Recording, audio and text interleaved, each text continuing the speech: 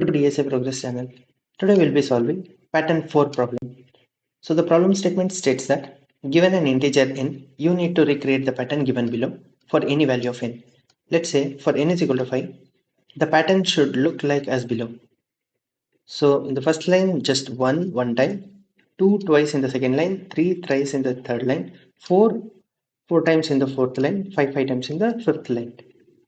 So let's solve this problem for int I equals 1, I less than or equal to n, I plus plus for j, for int j equals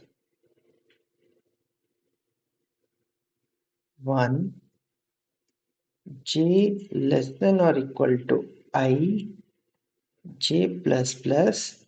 What are we printing here? So the first for loop denotes how many number of lines we would require, and the inner for loop would decide what are we printing in each line. So here we'll be printing 1. So I would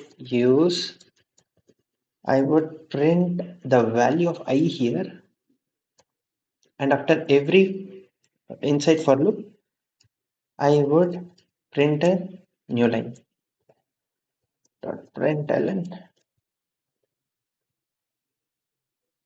and that's it. Let's check it out. Run this. Yes. So let me submit this code. So all the 22 test cases have passed. Thank you, friends.